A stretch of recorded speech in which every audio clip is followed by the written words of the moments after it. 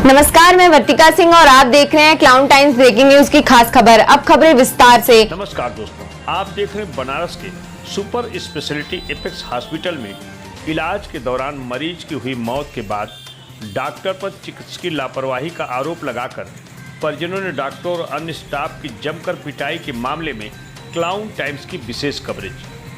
आरोप है कि मृतक के परिजनों ने अस्पताल की महिला कर्मचारियों के साथ मारपीट करने के साथ ही उन्हें बाथरूम में ले जाकर उनके कपड़े फाड़े और उन्हें जान से मारने की धमकी भी दिया। बताते चले कि वाराणसी के भिखारीपुर तिराहा स्थित एपेक्स हॉस्पिटल में 7 अक्टूबर को मरीज सौरभ मिश्रा को उनके परिजनों ने गंभीर हालत में भर्ती कराया था, जिनकी इलाज के दौरान 21 अक्टूबर को आधी रात के बाद मौत हो गई। इस पूरे मामले में जब क्लाउन टाइम्स ने पड़ताल किया तो ज्ञात हुआ कि मृतक सौरभ मिश्रा के भाई सुधीर मिश्रा ने पुलिस कमिश्नरेट वाराणसी के थाना चितईपुर में एपेक्स हॉस्पिटल के डॉक्टर और नर्सिंग स्टाफ के विरुद्ध दर्ज एफआईआर धारा 304A 506 में साफ तौर पर चिकित्सा में लापरवाही और गलत ढंग से इलाज के चलते उनके भाई की जान चली गई। दर्ज एफआईआर में परिजनों का कहना है कि 7 अक्टूबर 2022 को मृतक सौरभ मिश्रा का इलाज कराने जब वे एपेक्स हॉस्पिटल पहुंचे तो उनकी हालत पहले से थोड़ा सुधार हुआ, लेकिन बाद में तबीयत बिगड़ने की वजह से बार बार डायलिसिस किया जाने लगा। 16 अक्टूबर को पेशेंट का सीसीयू में डायलिसिस किया गया। इस दौरान डॉक्टर और नर्स सो रहे थे। जब परिजनों द्वारा मरीज को पीजीआई लखनऊ ले जाने के लिए कहा गया तो एक डॉक्टर बोला कि मरीज के आने पर हम लोग 15 से 20 लाख रुपए लेकर ही मरीज को छोड़ते हैं। इसी बीच हमने देखा कि मरीज के गले में बड़ा छेद है। डॉक्टरों से पूछने पर बताया कि सांस की नली में पाइप डालते वक्त नस फट गई। इसको हम जल्दी से जल्दी ठीक कर देंगे। इसके बाद इलाज बंद कर दिया गया और मेरे भाई की मौत हो गई।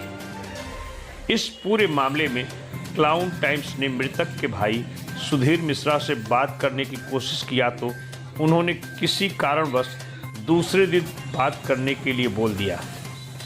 वहीं दूसरी ओर एपेक्स हॉस्पिटल प्रबंधन की ओर से उसी थाना चितईपुर में मृतक के परिजनों के खिलाफ धारा 323, 504, 506, 352 और 427 के अंतर्गत एफआईआर दर्ज कराने के साथ ही पूरे घटना की सीसीटीवी फुटेज को भी दे दिया गया।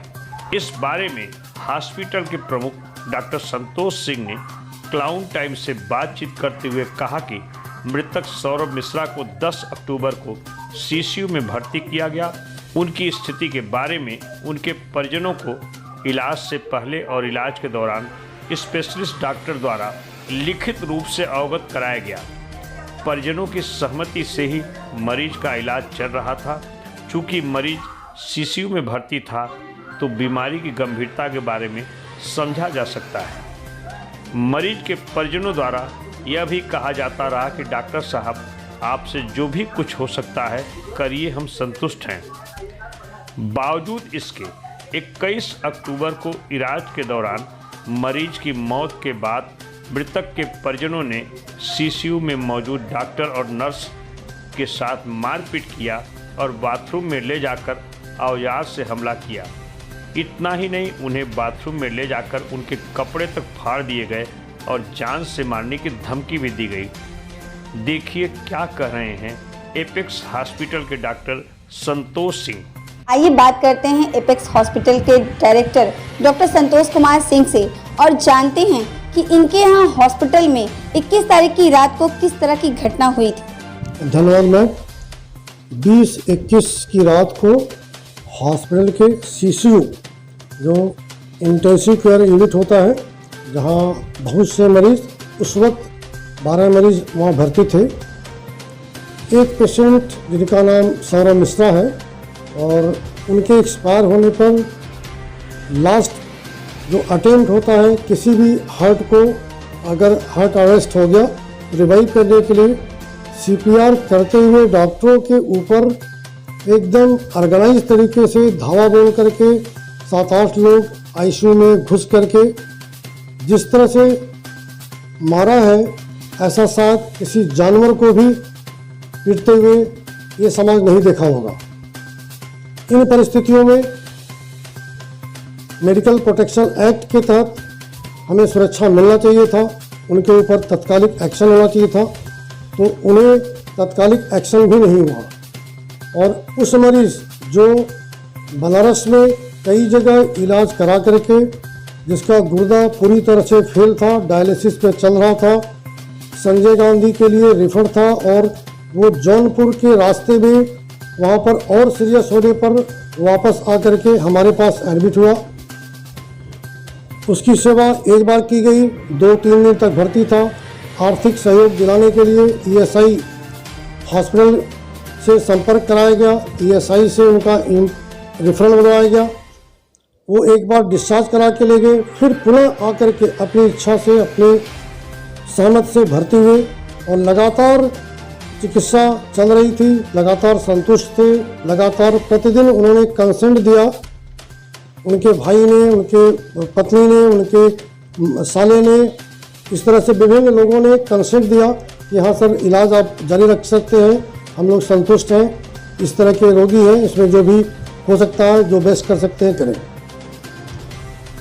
काफ़ी दिन भर्ती रहने के बाद उनके गले में ट्रैकियोस्टमी, क्योंकि नाक से जो पाइप लगी होती है, वेंटिलेटर पर पेशेंट होते हैं, डायलिसिस पर रिपीटेड शिफ्ट होते हैं और ब्रेन उनका लगभग ब्रेन डेड की स्थिति में थे। हमारे पास जब आए थे तब वो ब्रेन डेड, वेंटिलेटर पर, रेस्पिरेटरी फेल्योर, रीनल फेल्योर के पेशेंट और सीजर के साथ आए थे।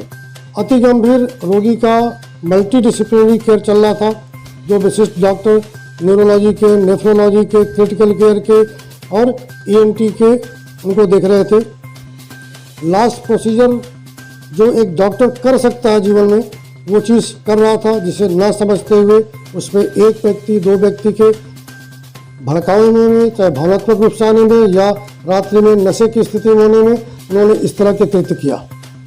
हम डॉक्टरों के साथ, वो भी गंभीर रोगियों की चिकित्सा करते हुए, वो भी आईसीयू में जहाँ दूसरे की जान भी अटकी हुई है, इस तरह का माहौल बहुत ही जघन्य अपराध है और इन अपराधियों को निश्चित रूप से उस धाराओं के तहत सज़ा मिलनी चाहिए जिसके लिए वो पात्र हैं। अगर हम उनके साथ, जैसा कि उस दिन पुलिस ने भावनात्मक काम किया कि उनके घर का कोई एक्सपायर किया इसलिए कोई एक्शन मत लो, उनका क्रियाक्रम करना है इसलिए मत एक्शन लो, ये कैसे संभव? कोई मर्डर करके जा रहा हो, कोई किसी को मर्डर करने का अटेम्प्ट कर रहा हो, उसे आप इस तरह भावना के रूप में छोड़ते जाएंगे, ये जघन्य अपराध है। ये बनारस का जो प्राइम मिनिस्टर नरेंद्र मोदी जी का क्षेत्र है, काशी है, अंतर्राष्ट्रीय शहर है, यहाँ अगर इस तरह की स्थिति होगी तो यहाँ के अधिकारियों का, यहाँ के समाज का, यहाँ के लोगों का एक अंदाज़ा हो जाएगा कि ये किस स्तर के, किस सोच रखते हैं, क्या काम करते हैं। डॉक्टर साहब, हम जानना चाहेंगे कि जो मृतक हैं उनकी मौत किन कारणों से हुई? उनकी मौत का पहले बताया आपको, मल्टी ऑर्गन फेल्योर। उनके जीवन को चलाने के लिए जितने अंग होते हैं वो सभी फेल कर चुके थे, आर्टिफिशियल सिस्टम पे चल रहे थे। डायलिसिस के बाद एक CRRT होती है जो माननीय मुलायम सिंह जी को भी लगा था, जो पहली बार हिंदुस्तान में जैसे जयललिता को लगा था, वो CRRT भी इनको लगाया गया था। मतलब उत्कृष्ट चिकित्सा सब दी जा रही थी, वो भी बहुत कम दर पर। जो एक CGHS बनारस का रेट होता है, जो 2014 का रेट है, सेंट्रल गवर्नमेंट का रेट है, सरकारी दर पर चल रहा था, उसके बावजूद भी ये स्थितियाँ हुई। बहुत ही जघन्य है, हम लोगों को तो रोना आता है और हमें नहीं, पूरे देश भर के ICU के डॉक्टर हिल चुके हैं कि इस तरह की कृत्य कोई कर सकता है क्या। नहीं, मैं तो अपने यशस्वी मुख्यमंत्री से और यहाँ के पुलिस डिपार्टमेंट से, प्रशासन डिपार्टमेंट से ये चाहता हूँ, जो धाराएं बनती हैं उस जघन्य अपराध के लिए बना करके उन्हें दंडित करके समाज में एक फिर से विश्वास जताएं कि डॉक्टर अति गंभीर रोगियों का चिकित्सा कर सकें। डॉक्टर साहब, हम आपसे जानना चाहेंगे कि उस समय उस ICU में लगभग कितने डॉक्टर और कितनी नर्स मौजूद थी? उस समय रात के 12:30 बजे हमारे सीसीयू में कंसल्टेंट के साथ रेजिडेंट डॉक्टर और क्लिनिकल असिस्टेंट 4 डॉक्टर की टीम थी और वहाँ पर 12 नर्सेस थी। नर्सेस के साथ इतना बुरी तरह व्यवहार किया कि इनके ऊपर जो भी अपराध लगा सकते हैं एक महिला के ऊपर गंदा आचरण करने का, वो सभी के ये दोषी हैं। और उस वक्त का वीडियो आप लोग देखे होंगे कि वो डॉक्टर के ऊपर, नर्सेस के ऊपर, दूसरे मरीजों के बेड को, मॉनिटर को, लाइफ सपोर्टिंग इक्विपमेंट्स को, सबको हिला दिया, सबको तहस महस कर दिया। कंप्यूटर को उठा के फेंक दिया, कंप्यूटर से भी मारा। ये एकदम ऑर्गेनाइज गैंगस्टर जैसा काम किया इन लोगों ने, जो कि पुलिस प्रशासन यहाँ की पता नहीं किस भावना में उनके साथ बराबर किया है, जो कि बहुत ही गलत है।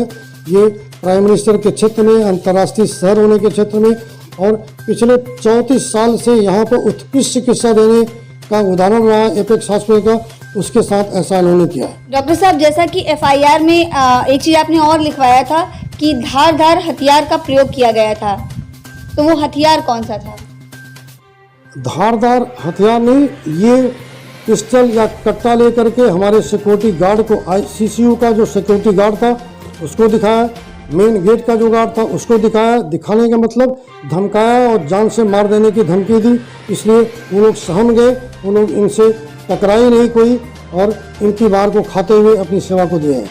ये धमकी बाहर नहीं, ये उसी वक्त दे रहे थे। जान से मारने की धमकी, ढकेल लेना, उनके शरीर पर अलग तरीके से व्यवहार करना, जिसे छेड़खानी बोलते हैं, उनको ढकेल करके बाथरूम बंद कर देना, बाथरूम दरवाजे तोड़ देना। मतलब इनसे जो हो सकता था, जब तक ये फंस नहीं हुए तब तक ये तांडव करते रहे।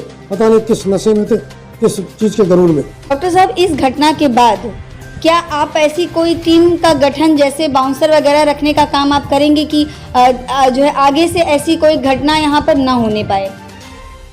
ये समस्या इस प्रदेश के नेतृत्व का है, इस देश के नेतृत्व का है, यहाँ के पुलिस प्रशासन का है, ये हमारा नहीं। अगर हमें बाउंसर रख करके चिकित्सा करना होगा तो ये धंधा छोड़ करके कुछ और काम करने में बहुत से काम ऐसे हैं जिसमें माला फूल से स्वागत भी होगा और इससे बेहतर हमें सम्मान मिलेगा। नहीं, हम तो पूरे समाज से मांग कर रहे हैं, समाज देखे इसको, समाज देखे, समाज जिम्मेदारी ले इस तरह के कृत्यों को करने वालों को। जो एक प्राविधिक दंड विधान है इस संविधान का, उसके तहत तत्काल कार्रवाई करे, ये और कहीं भी ये इस तरह का उत्पात ना कर सके। ये ऑर्गेनाइज क्रिमिनल है, उसके सिर्फ साथी नहीं, ऑर्गेनाइज क्रिमिनल है। एपेक्स की ओर से डॉक्टर अनुपमा सिंह सीएमएस ने चितईपुर थाने में भारतीय दंड संहिता की धारा 330, 504, 506, 352, 427 के तहत मामला दर्ज कराया है। कुल मिलाकर चिकित्सकीय लापरवाही के नाम पर अस्पताल में डॉक्टरों और नर्सों की पिटाई, तोड़फोड़ की घटना खुले तौर पर कानून का उल्लंघन है। वहीं दूसरी ओर निजी हॉस्पिटलों में आए दिनों मरीजों के इलाज में लापरवाही और मनमानी उगाही की घटना आम है। ऐसे में यह तो जांच के बाद तय होगा कि दोषी कौन है, हॉस्पिटल प्रबंधन अथवा मृतक के परिजन। तभी तो दूध का दूध और पानी का पानी होगा। क्लाउन टाइम्स ब्रेकिंग न्यूज की खास खबरों को देखने के लिए हमारे यूट्यूब चैनल को सब्सक्राइब करें, लाइक करें और बेल आइकन पर क्लिक करें। क्लाउन टाइम्स की खबरों को अगर आप फेसबुक पेज पर देख रहे हैं तो हमारे फेसबुक पेज को लाइक जरूर करें।